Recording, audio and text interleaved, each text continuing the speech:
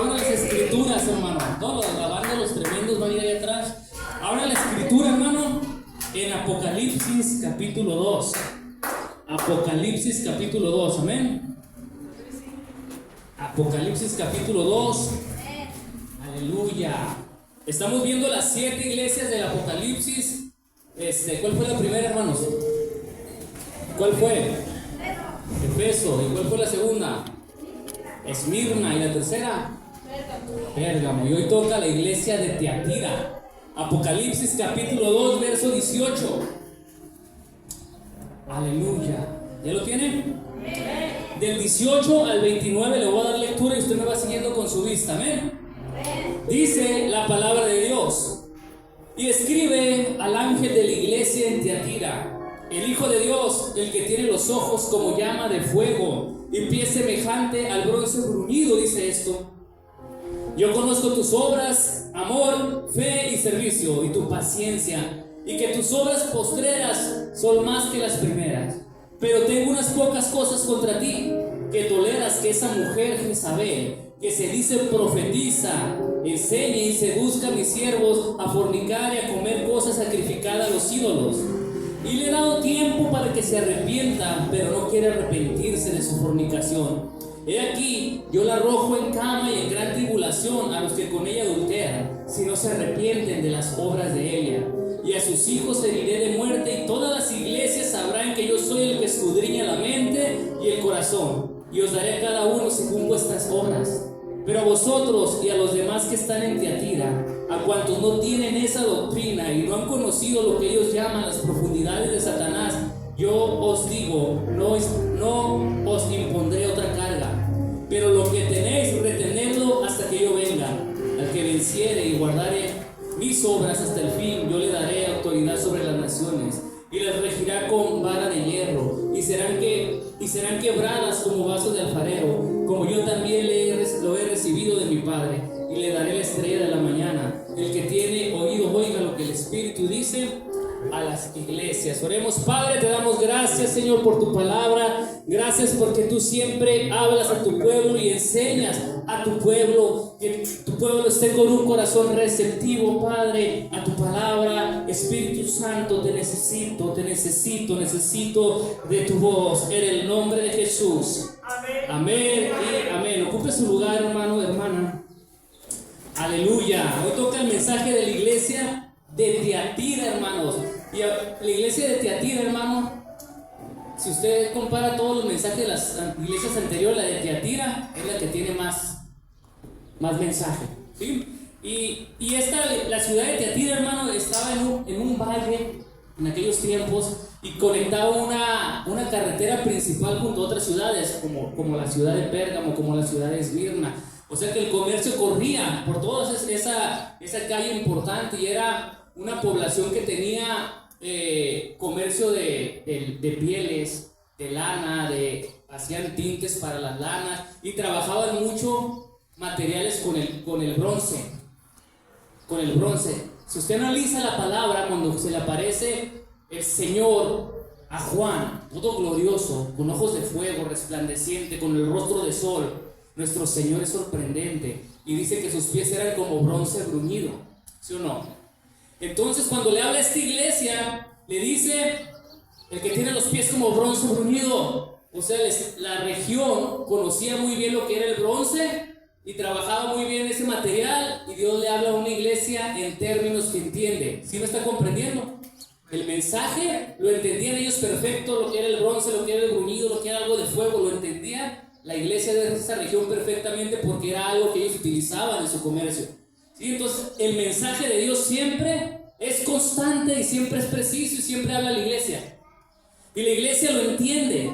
Tiatira, hermano, estaba ocupada en ese valle que les digo, que recorrió una gran carretera, conectaba con otros, hermano.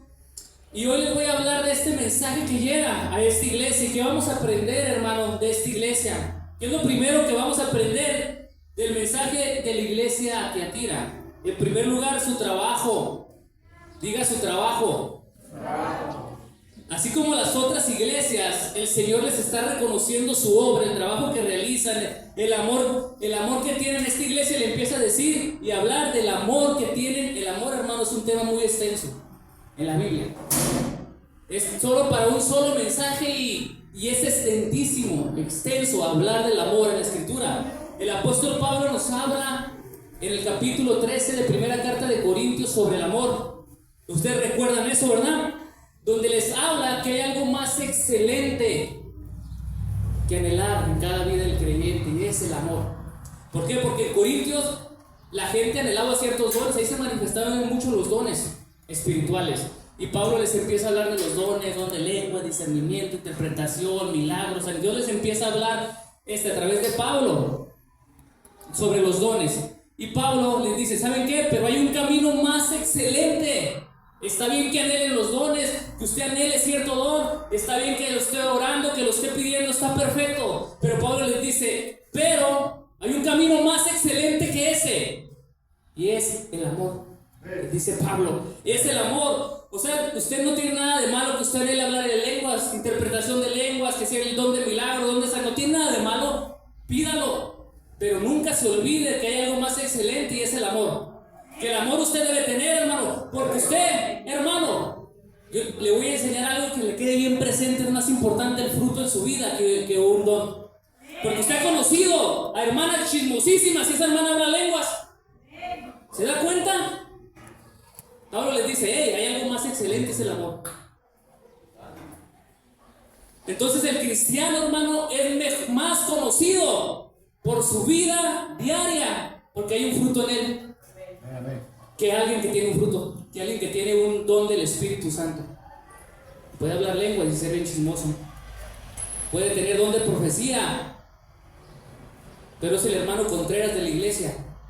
Hay algo más excelente que es el amor. Y en Corintios, hermano, Pablo les habla a la iglesia que no se desvíen, que anhelen, hermano. Es mucho mejor, hermano, el fruto en la gente que usted que esté anhelando un don. No les estoy diciendo que no ore por eso, pero no se olvide de lo principal. En Gálatas 5:22 dice, mas el fruto del Espíritu es amor, gozo, paz, paciencia, benignidad, bondad, templanza. Hermano, pero el primero que nombra es amor. El apóstol, lo primero que está nombrando ahí es el amor. Y el Señor Jesús dijo en Mateo 7:20, así que por sus frutos, ¿qué? Van a conocer a la gente. Por sus frutos se va a conocer la gente, se va a conocer la persona. Mire, hermano, lo que el Señor Jesús dijo después en Mateo 7:22. Muchos me dirán en aquel día, Señor, Señor, no profetizamos en tu nombre, y en tu nombre echamos fuera demonios, y en tu nombre hicimos muchos milagros.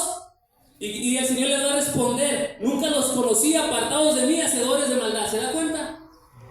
Que algún día alguien va a estar ahí, Señor, yo hice milagros, Señor, yo tenía don de discernimiento, saqué demonios en tu nombre, Señor. Pero su vida no iba de acuerdo a los principios bíblicos, no había fruto del Espíritu, ese amor en ellos. A veces la gente alaba más a los de las redes sociales porque vieron un milagro, vieron una profecía, pero su fruto, anhele más el fruto. O sea, la vida, su diario caminar de la persona, su crecimiento constante en el Señor, anhele más eso. Lo demás ya viene por añadidura, hermano. Porque hay gente que admira al que sí está bien que lo admire, pero anhele más ese caminar diario de la devocional en el Señor, ese fruto que debe haber en usted. Vea cómo el fruto habla más de un verdadero cristiano que un don espiritual. Apréndase eso. Un fruto del Espíritu va a hablar más de un cristiano que de un don que tenga. Apréndase eso.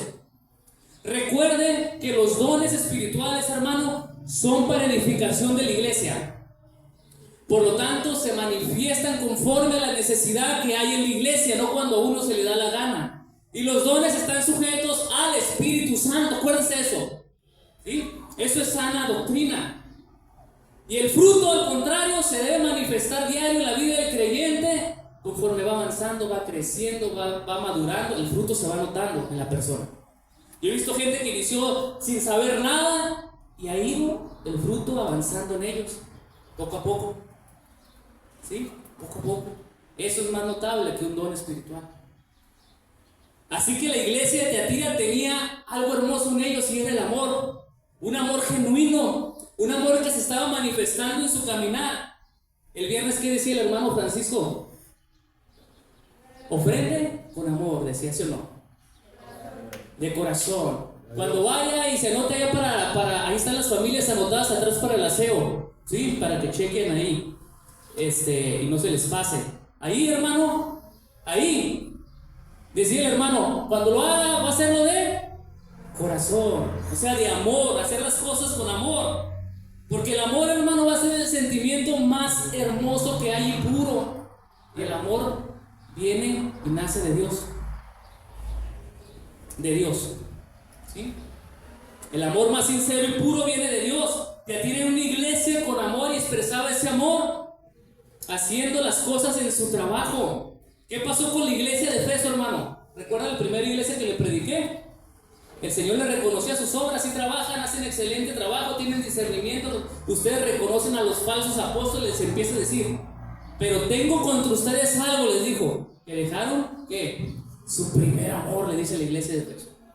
El primer amor, acuérdense que es ese hermano que recién se convierte y está enamorado de Jesús, quiere servir a Dios, quiere limpiar, quiere ir a hacer esto, quiere llegar temprano, está bien enamorado de Dios y hace todas las cosas con amor. ¿Qué pasó con la iglesia?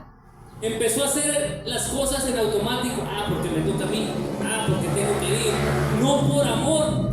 Entonces el Señor le reclama a los de Efeso, dejaron su primer amor. Pero esta iglesia de Teatira les reconoce su amor. ¿Por qué? Porque sus obras postreras iban siendo cada vez mejores. Iban haciendo un trabajo excelente. Iban haciendo las cosas con mayor eficacia, no por obligación en automático. Y le reconoce su servicio a la iglesia, que lo estaban haciendo excelente. Servían con amor, con alegría. Era una iglesia con fe. Hablar de la fe también es otro tema bien extenso, hermano. Hablar del amor es bien extenso, y hablar de la fe también es bien extenso. Y era una iglesia con paciencia. La paciencia, hermano, ¿sabe qué es? Otro fruto del Espíritu. Ahí está en Gálatas también, capítulo 5, verso 22, lo dice, y nos habla del fruto del Espíritu. Las damas van a estar hablando del fruto del Espíritu, hermano. Y nos habla ahí que esta iglesia tenía ese fruto del amor, pero también tenía fe. También tenía, ¿qué tenía? Lo acabo de decir. Paciencia. La paciencia, hermano, ¿sabe, hermano? La palabra paciencia tiene relación con la perseverancia. Resistencia, lo que indica que es la paciencia es esperar con perseverancia. Hermano, cuando usted pase cosas fuertes, ande en las luchas en su casa, llegue la batalla, el desespero, y diga, ya no aguanto más, ya no quiero ser cristiano, ya no quiero seguir, hasta aquí le paro, ya no prosigo, le hace falta paciencia, o sea, esperar con perseverancia para poder seguir a Dios. La paciencia es esperar con perseverancia, dígalo. La paciencia es esperar con perseverancia. O sea, paso cosas fuertes, paso algo tremendo en la casa, algo económico en la casa, algo tremendo en los hijos, pero yo espero con paciencia en Dios y prosigo a la meta. O sea, no me detengo. Como sea, debo seguir adelante, adelante, adelante, no detenerme. Eso es paciencia. Esta iglesia de Teatira tenía una paciencia y esperaba en Dios. Tenía ese amor, esa fe con paciencia. Así que sus obras, hermano, eran mejores que las anteriores. Qué bonito es cuando se hace un evento, hacemos un evento bonito y el próximo evento nos sale mejor. O sea, tus obras postreras son mejores que las primeras. Ahí viene la campaña del hermano Silva en octubre. Espero que sea la obra postrera mejor que la anterior. Que sea una iglesia que sus obras postreras son mejores. ¿Por qué? Porque trabajan con fe, con amor y con paciencia. ¿Se da cuenta cómo era Teatira? Sus obras eran mejores que las primeras. Iban de gloria en gloria, de gracia sobre gracia. Gracias a las personas que apoyaron el evento en el Día de las Madres, hermano, porque luego se ve la gente que quiere apoyar, que quiere hacer cosas, luego se ve. Yo ayudo, yo apoyo, luego se ve. Yo te ayudo en esto, luego se ve. Gracias a Dios, pues ese día los varones nos juntamos y rápido el hermano Luis Ángel, yo las hago. Así rápido, gracias al hermano Luis Ángel, su esposa, que hicieron eso ese día. Yo traigo eso, rápido, así los varones somos prácticos, les decía la hermana los viernes. El viernes les decía, somos prácticos, rápido. Hermano, las damas son más analíticas. Si yo les ponía el ejemplo, si hay ahí en este pasillo mochilas y cosas así, tiene que ir el hombre para allá, pues el hombre va. Y las damas llegan ahí. Es más práctico el hombre, rápido ese día organizamos. Gloria a Dios, ya quedó todo. Al rato las damas se juntan porque van a platicar a ver si hacen algo para los varones, ¿no?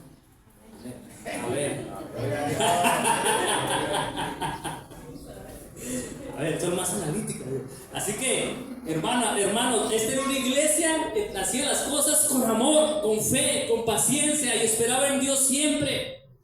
Una iglesia, hermano, puede estar, fíjese este dato, hermano, qué bonito este dato, porque la próxima semana voy a hablar de otra iglesia que se creía viva, pero estaba muerta. Qué tremendo, ¿sí? Una iglesia, hermano, puede estar viva y creciendo, aun cuando, fíjese este dato, cuando el número de sus miembros o congregantes, aun cuando no cambia. Pero si esa iglesia está creciendo en la gracia, en el conocimiento del Señor, sujetando sus vidas a la voluntad de Dios, está creciendo, aprendiendo de la palabra, está creciendo. Porque a veces el crecimiento uno dice, debe ser el número, y no, analice las mega iglesias y su vida espiritual están muertas. Y hay otras iglesias pequeñas donde se le está enseñando, instruyendo, enseñando doctrina. Eso también es crecimiento. Y lo estaba viendo yo en ese momento. La Teatira era una iglesia que estaba creciendo, hermano. Pero cuando una iglesia está creciendo también empieza a haber líos. Luego ahorita lo vamos a ver. ¿Qué más aprendemos de la iglesia de Teatira? Aparte de que el Señor reconocía su trabajo, sus obras. ¿Qué más aprendemos? Aquí es donde me voy a tardar más. Voy a avanzar rápido, hermano. Aquí yo creo 2 horas. El problema que tenía, hermano, en segundo lugar, ¿qué más aprendemos de esta iglesia? El problema que había en ella. Porque el Señor siempre reconoce lo bueno, pero también les hace ver lo malo. ¿Sí? Vean cómo es nuestro Señor. ¿Sí? A veces el cristiano es al revés, hermano. El cristiano a veces le reconoce al hermano que sí le dio raite hoy, pero el día que le dice que no, se ofende y se olvida de las 100 veces que sí le dieron raite. Hay que reconocer siempre tanto lo bueno como lo malo. El Señor reconoce lo bueno, pero lo malo, hermano, también se los hace ver. Dice ahí en el verso 20, estamos en el Apocalipsis 2, verso 20. Pero tengo unas pocas cosas contra ti, le dice a la iglesia, que toleras que esa mujer Jezabel, que se dice profetiza, enseñe y seduzca a mis siervos a fornicar y a comer cosas sacrificadas a los ídolos. Había ahí en la iglesia una persona que engañaba y que se decía profetiza, y el Señor la llama Jezabel, hermano, que sería un nombre probablemente que no tuviera esa persona que estaba ahí en la iglesia, sino más bien la representación, ese espíritu de Jezabel del Antiguo Testamento manifestándose ahí en una persona. ¿Sí? ¿Sí me va entendiendo? Porque en esa región, en esa cultura griega, romana, improbablemente tuviera un nombre hebreo del Antiguo Testamento como Jezabel, pero está representando la Jezabel del Antiguo Testamento, ese espíritu metido en una persona ahí que estaba dañando a la iglesia. Para que le entendamos mejor, hermano, vamos a ver quién era esa Jezabel del Antiguo Testamento, para que vea usted ese espíritu metido en la iglesia. Y usted lo va a encontrar esa historia en primer libro de Reyes, capítulo 16, verso 31. Usted va a encontrar, hermano, cuando el rey de Israel toma por esposa a esta mujer que se llamaba Jezabel. Y dice ahí en el verso, porque le fue ligera cosa andar en los pecados de Jeroboam, hijo de Nabat, y tomó por mujer a Jezabel, se está hablando de acá, hija de Ed-Baal, rey de los Sidonios. Y fue y sirvió a Baal y lo adoró. Esta mujer llegó y trajo la adoración a otro Dios, ahí en la tierra de Israel, al pueblo de Israel, al rey de Israel, y adoraron a Baal. Y esta mujer luego llenó de profetas engañadores a toda la región de Israel, y engañaron a todos. ¿Se recuerdan esa historia? Que Dios tuvo que levantar al profeta Elías y acabó con todos los profetas de Baal, ¿recuerdan? Cuando llegó esta mujer de esa región que se llamaba Sidón, se trajo sus propios dioses, sus propias creencias, y consiguió que Acab y el pueblo se corrompieran y adulteraran y fornicaran. En la Biblia, hermano, la palabra fornicar va a ir en relación de que tú tienes a Dios vivo tuyo y vas y te hincas ante un ídolo. ¿Sí me va entendiendo? En la Biblia, esa expresión de fornicar tiene que ver con eso. Que van y se adoran a un ídolo, van y adoran a otro Dios dejando a Dios vivo. ¿Sí? Entonces, esta mujer, hermano, fue tremenda y fue una pésima influencia para el reinado de acá, una pésima influencia para toda la nación, el pueblo de Israel. Hizo que pecaran todos, que el pueblo pecara, que el pueblo aceptara lo malo, que aumentara la idolatría. ¿Y sabe qué más hizo esta mujer? Fue responsable de un asesinato. Tramó contra Nabot porque un día Acab le gustó la viña de Nabot y deseó tener esa viña. Y Nabot le dijo: no te voy a vender esto. Y esta mujer dijo: no, vamos a tramar. Tramó esta mujer, levantó falso testimonio, fueron, lo apedrearon, murió Nabot y ya tomó la viña. Es ese tipo de espíritu, hermano, engañador, que trama contra otra persona, que hace lo malo contra otra persona, que trae envidia contra otra persona, que engaña a otra gente. Es ese tipo de espíritu que se estaba metiendo ahí. ¿Qué más hizo esta mujer? Segundo libro de Reyes, capítulo 9, verso 22, hermano. Se nos menciona algo de esta persona. Sus hechicerías, algo que Dios aborrece. Dice ahí, más adelante, segundo libro de Reyes, capítulo 9, verso 22, cuando vio Joram a Jehú, dijo: ¿hay paz, Jehú? Y respondió: ¿qué paz con las fornicaciones de Jezabel tu madre y sus muchas hechicerías? Todo lo que era tremenda esta mujer, y esa representación de esta mujer es la que se estaba metiendo en la iglesia de Teatira. Traía ese espíritu de Jezabel engañadora que seducía al pueblo a que creyera otra cosa, a que hicieran lo incorrecto. Era alguien que tramaba contra otros, engañadora. Dice el verso, el Señor le dice: toleras a esa mujer que se dice profetiza. O sea, no era, y ella decía que era profeta. Y hay que tener cuidado con los engañadores, hermanos, las engañadoras. Y nunca se me va a olvidar, nunca, siempre se los digo. Aquella vez cuando llega esa mujer que le llamaban profeta y su chalana a un lado, otra que traía ahí, y esta llega y le dice a Daniel, en una administración a Daniel: aquí en esta iglesia no, acuérdense que mientras yo soy el pastor no va a venir un profeta y un apóstol aquí. Y así llegó otro, pues ya. Pero llega esa profeta y le dice a Daniel: el espíritu me dice que tú tienes un dolor en tu estómago. Y Daniel se le queda bien, pues Daniel viene a gusto, sin nada, se le queda bien y le dice: no tengo nada. Y esta se va mejor. Pues ¿qué espíritu le estaba diciendo eso, hermano? El Espíritu Santo no es así. Y usted debe tener cuidado por ese tipo de gente, porque ese tipo de gente busca a la emocionalista o la emocionalista, porque para ellos es muy fácil engañarlos. Daniel dijo: no tengo nada. Se dio la vuelta y se fue. El Espíritu Santo no es así, hermano. Esa gente anda con un espíritu de adivinación, no con Espíritu Santo. A ver si le atino, a ver que... La otra, la que le dijo profeta, le dijo a Luis que Dios le iba a dar una esposa. Luis ya casado y con Lucy. Hay que tener cuidado con los engañadores y las engañadoras que se meten a las iglesias, que se dicen profetizas, pero no lo son. Gente engañadora. Vivimos en los últimos tiempos, hermano, donde se ha levantado tanto profeta engañador que solo daña la sana doctrina, la palabra de Dios, que solo hablan farsa, hermano. En Ezequiel capítulo 3, hermano, luego lo leen usted. Ahí Dios habla contra los falsos profetas y les menciona de una manera tan tremenda, hermano, porque hablaban profecía que no venía de Dios. Y les dice en Ezequiel 13, verso 4: como zorras en los desiertos fueron tus profetas, le dijo al pueblo. Dios le dijo al pueblo: como zorras en los desiertos fueron tus profetas. Y nunca se me olvida también en esa iglesia donde la gente alababa a los profetas y a los apóstoles. Y a finales del 2019 empezaban a hablar maravillas del otro año, 2020. El año que viene va a ser el año de no sé qué, el crecimiento iba a ser el año en maravillas del otro año. Falsos. 2019, ¿qué sucedió a finales del 2019? vino el bicho en todo el mundo, se cerró todo, se cerraron nadie trabajó, se cerraron las iglesias, todo. Como zorras en los desiertos fueron sus profetas. Como zorras en los desiertos fueron los profetas. ¿Dónde quedó esa palabra? ¿Dónde quedó? Y la gente maravillada y la gente engañada. Un espíritu de Jezabel engañando a la gente. Así que era una pésima influencia esta persona en la iglesia de Tiatira. Pues hacía que muchos pecaran, y dice cometiendo fornicación.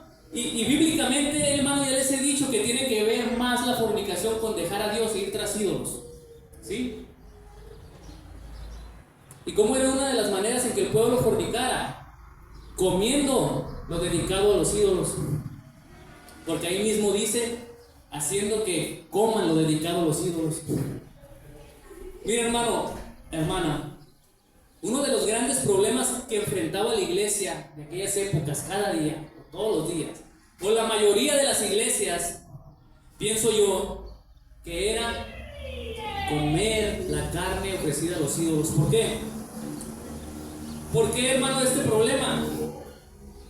Si usted analiza aquellas épocas, la gente, hermano, iba y sacrificaba un cordero a un dios por ahí, o a un animalito. Pero ¿qué pasaba ahí con el sacrificio? Una parte se la quedaba el sacerdote, otra parte le echaban en fuego, y casi toda se la llevaba la misma persona. ¿Y qué hace la misma persona? Pues va, invita a toda su familia, vengan y coman, vengan y den. Y todos los días había sacrificios, todo el tiempo.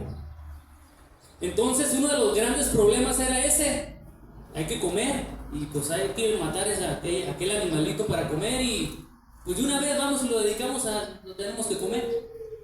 Iban, se les hacía fácil dedicarlo a un ídolo, regresaban y ya estaba dedicado a los ídolos, ¿sí? Entonces era un gran problema que enfrentaba la iglesia. Y esta mujer dice, no, cómanlo, hay que comer de eso. Y era algo a lo que se enfrentaba la iglesia, algo que desde el principio se enseñó: no comer lo sacrificado a los ídolos. Pablo dice en 1 Corintios 10:28, mas si alguien nos dijere, esto fue sacrificado a los ídolos, no lo comáis, por causa de aquel que lo declaró y por motivos de conciencia. De que alguien llegaba y te ofrecía de comer, lo comías tranquilamente en paz y orabas a Dios. Pero si llegaba y te decía, fue sacrificado antes, dedicado a un ídolo, no lo coman, dijo Pablo.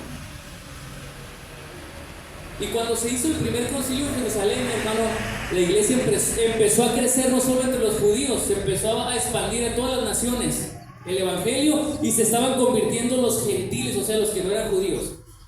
Entonces hubo un concilio en Jerusalén. ¿Qué vamos a hacer con toda esta gente que se está convirtiendo? ¿Por qué? Porque traen sus tradiciones, traen sus enseñanzas de allá y sacrifican ahí. ¿Qué vamos a hacer con ellos?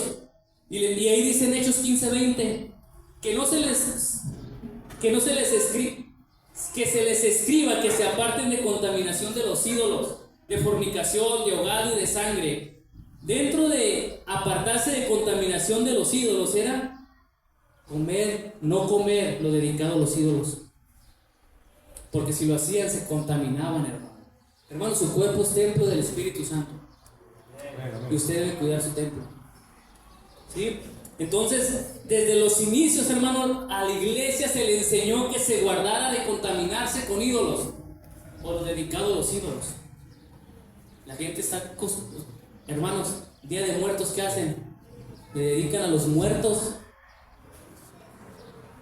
Porque la creencia es, viene su espíritu y viene no sé qué, y se para un pajarito por ahí, es él, es él. La gente vive engañada. La gente vive, ¿y qué hacen con la comida? No, pues nos lo comemos. Lo dedicado a los ídolos.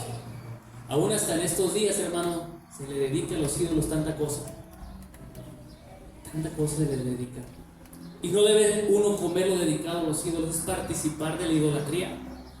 Entonces, al analizar la situación de la sociedad, vemos que para el cristiano era difícil en aquellos tiempos donde casi todo era dedicado a los ídolos. El carnicero que vendía sus animalitos antes, pues lo tenía que vender, y pues de una vez aprovechaba y lo dedicaba.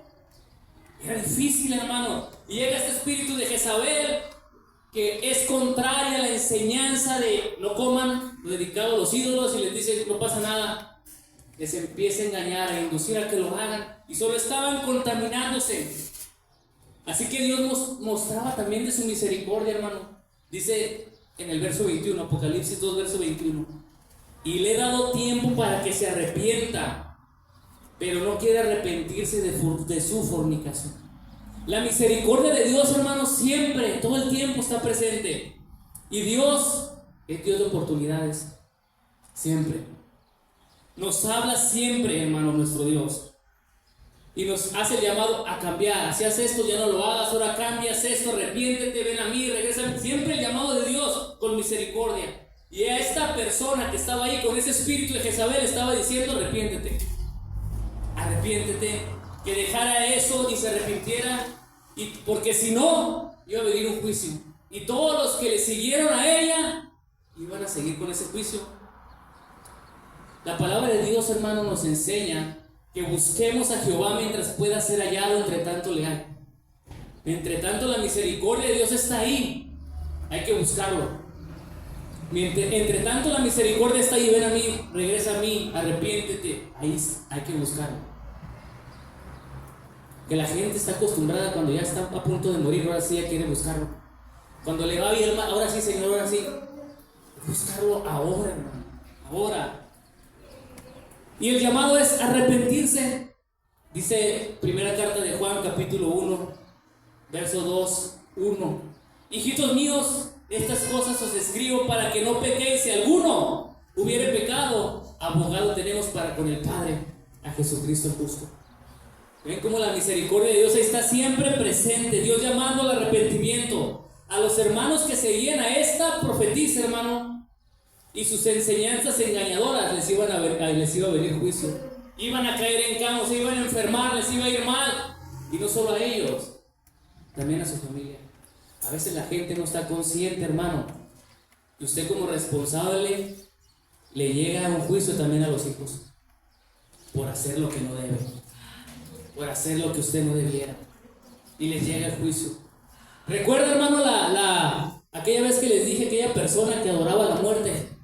Hace tiempo atrás, que llegó a la iglesia buscando alivio, su hija llena de cáncer, su hija, y que el pastor le pone la mano y ¡pum! Cae por allá la señora esta traía un espíritu de Jezabel, porque ya después andaba saliendo con un hermano de la iglesia. El hermano iba creciendo, avanzando y todo.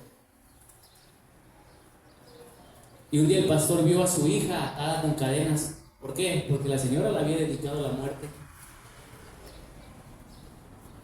Y ya le estaba quitando la vida a su hija. La niña creo que era una adolescente, toda flaquita ya por el cáncer. La gente, hermano, a veces no sabe que tu mal actuar también trae consecuencias para los hijos. ¿Sí? Para los hijos. Dios llamó al arrepentimiento, hermano, a esta mujer, la misericordia de Dios. Fue tan mal, hizo cosas tremendas, pero le dijo: arrepiéntete. Vean Dios, la misericordia de Dios es alcanzable para todos. Para todos.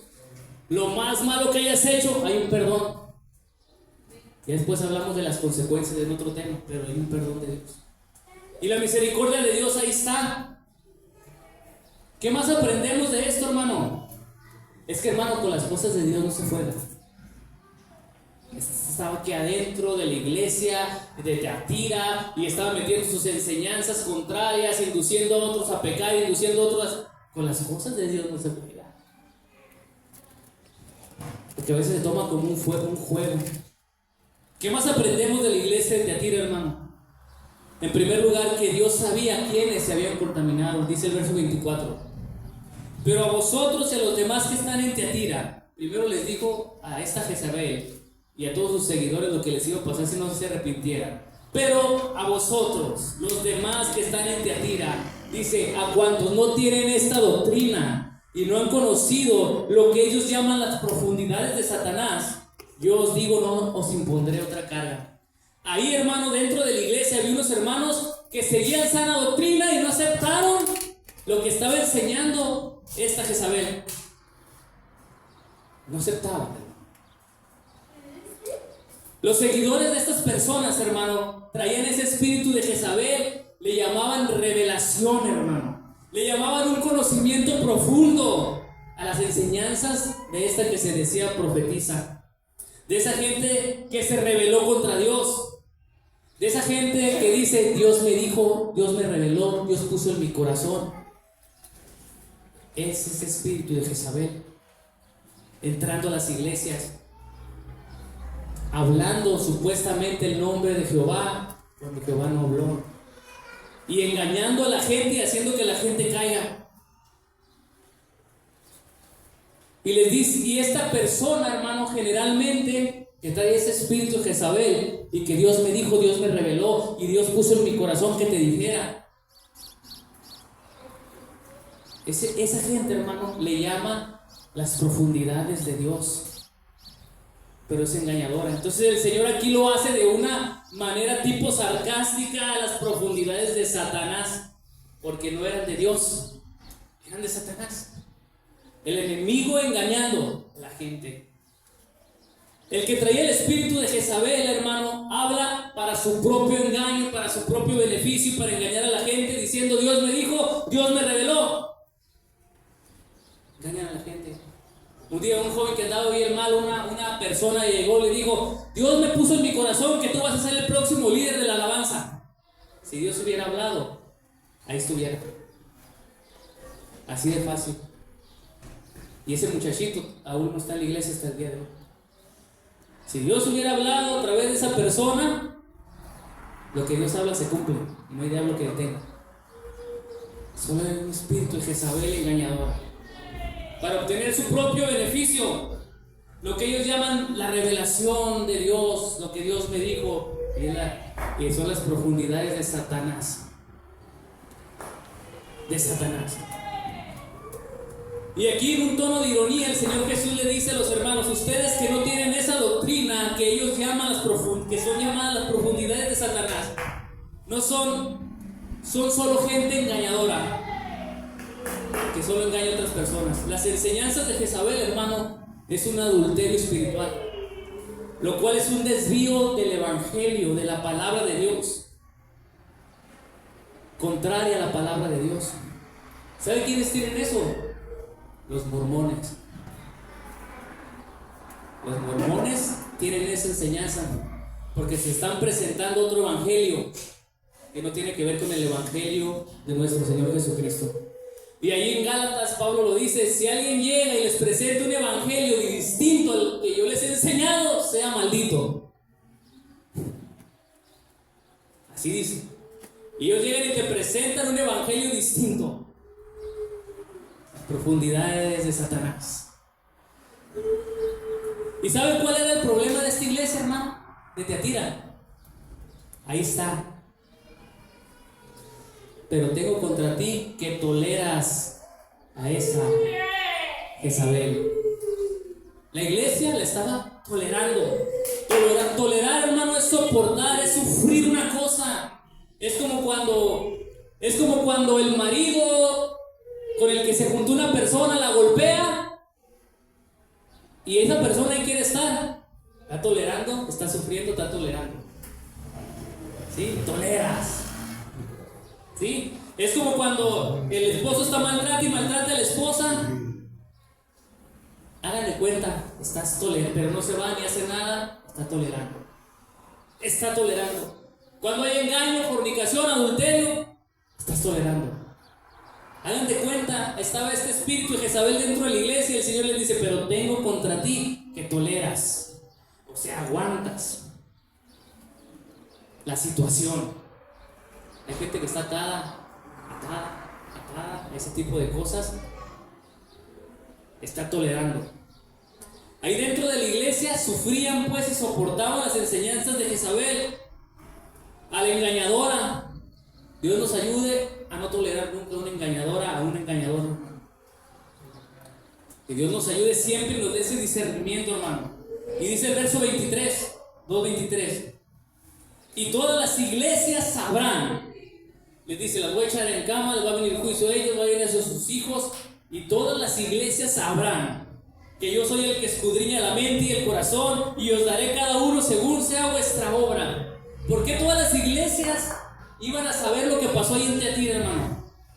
¿Por qué se enterarían? Porque iba a venir un juicio a esta gente que seguía a esta Jezabel y a sus seguidores, que aceptó esa mala enseñanza, esa mala doctrina, y todas las demás iglesias aprenderían que Dios es el que escudriña la mente y el corazón. ¿Por qué las iglesias aprenderían que Dios es el que escudriña la mente y el corazón? Porque esta Jezabel decía: coman lo dedicado a los ídolos, no pasa nada, nadie va a saber. Y Dios es el que escudriña la mente y los corazones.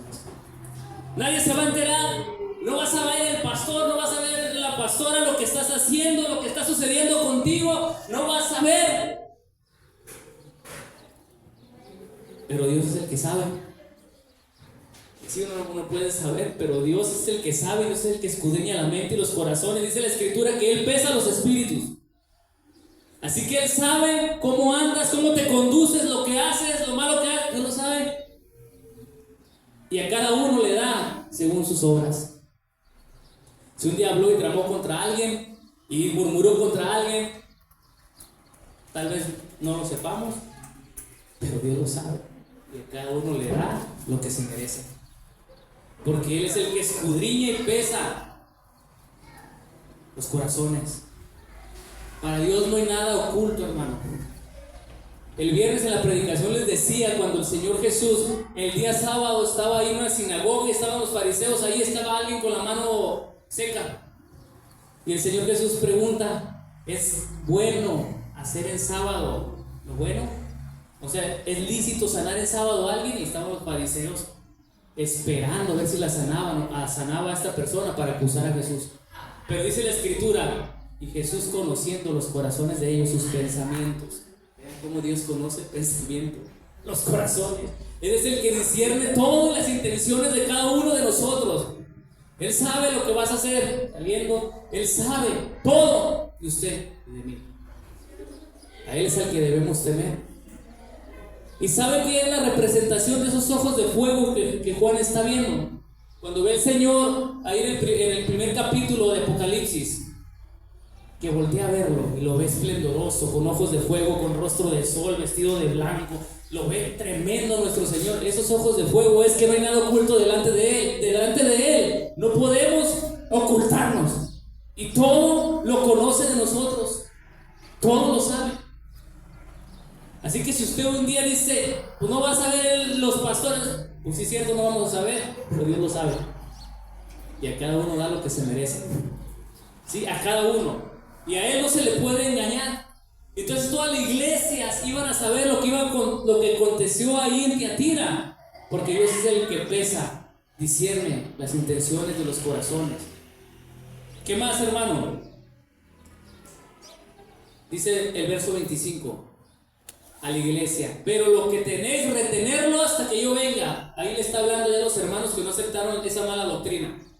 Pero ustedes, los que no tienen esa doctrina, les dijo el Señor, no les voy a poner otra cosa, solo que retengan lo que ya tienen. O sea, la buena doctrina, reténganla. Las buenas obras que están haciendo, reténganla. Retengan su fe, retengan su amor verdadero, retengan sus obras que cada vez son mejores que las anteriores. Lo que estás haciendo bien, reténlo hasta que venga. Ese es el mensaje del Señor para la iglesia.